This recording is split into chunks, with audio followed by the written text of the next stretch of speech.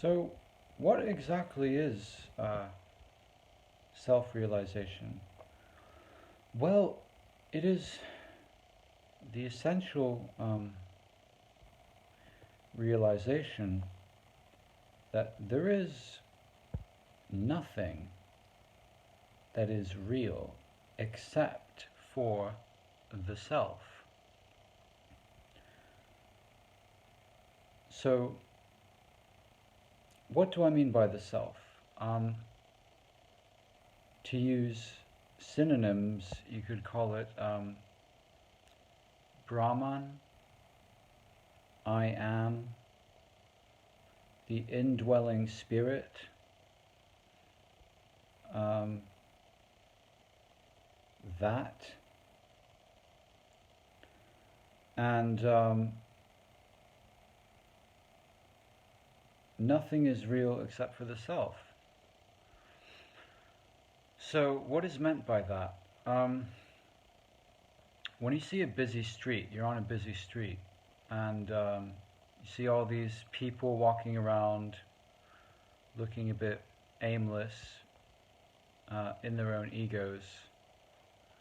Um, Cars going by. That too is the self, but it's unconscious of itself. So you get animals, 8,400,000 different species on the earth that are all aspects or expressions of the one self, or Brahman, the non-dual cosmic substance. But that's all the self. So when people say, oh, it's the phenomenal world, or it's just the material world, that distinction is not real, because that's just only the self exists. Not even exists, because exists it implies non-existence. So only the self is. It is. So the differentiation between self and other, material and spiritual, phenomenal and noumenal, these are all the mind-made concoctions. So the reality is, every object, including the inanimate objects, animals, all different species on the earth, are the self, except that they are unconscious of the fact that they are the self. And human beings, as far as we know, are the only species that have the opportunity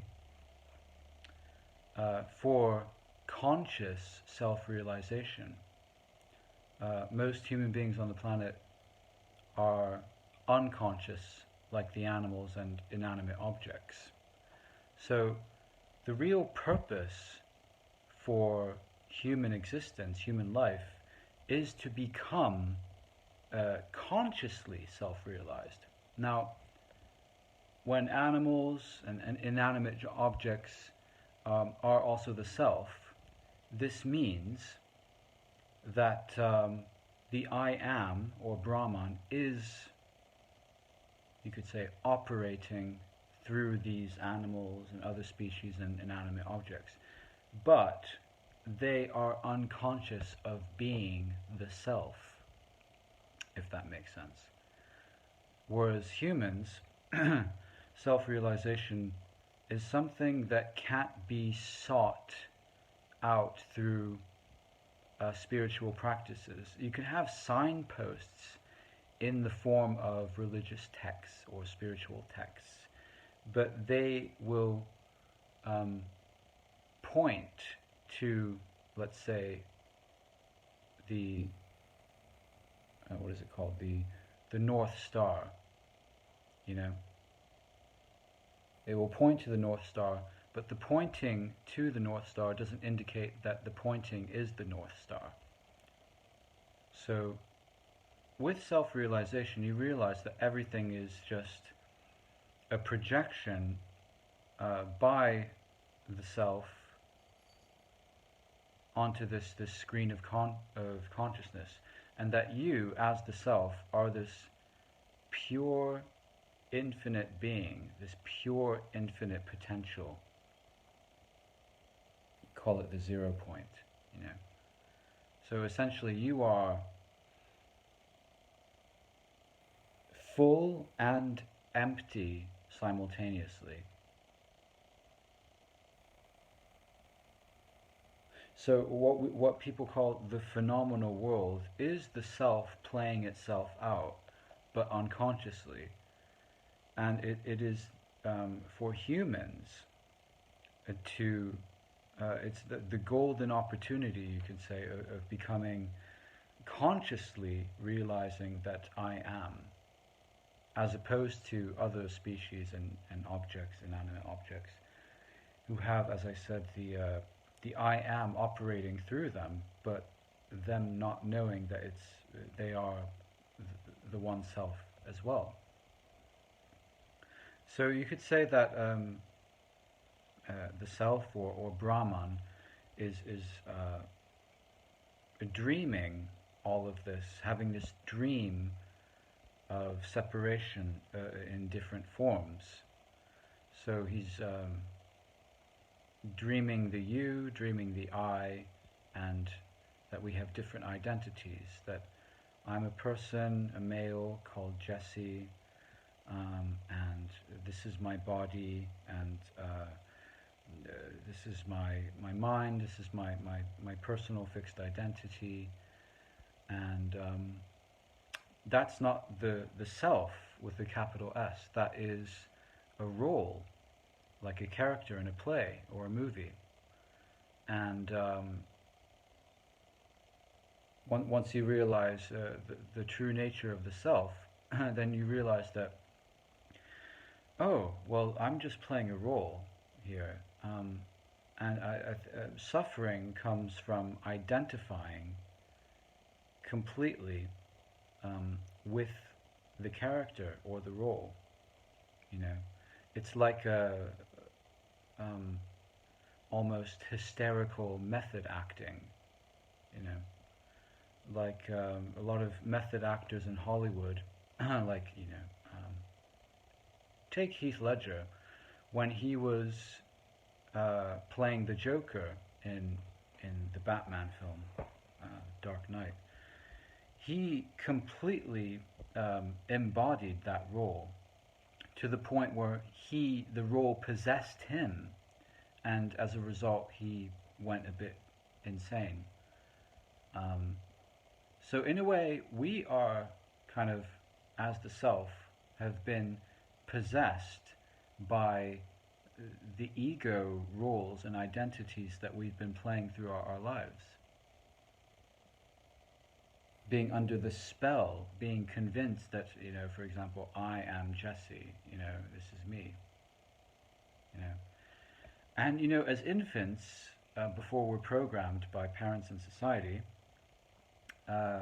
we have this already, you could call it the Buddha nature, or the Brahman realization,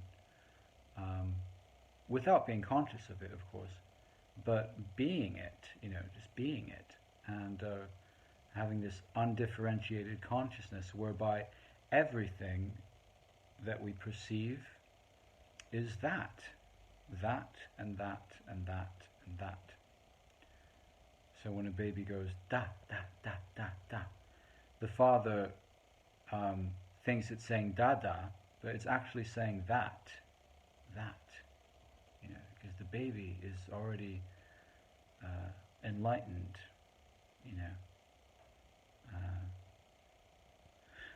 So when we go through the programming of, okay, let's give this self an identity. Jesse, he's a man, he behaves in this way. He's an introvert, or he likes music. He's an intellectual. He's doesn't like math very much. These are all just constructs of the character role that we overly identify with. But when you become self-realized as the one self, or non-dual Brahman, having a dream experience as a separate identity or role, then you can play the role instead of taking the role seriously. So take it sincerely rather than seriously. So you go back to your sort of, you call it ego avatar, and play that role.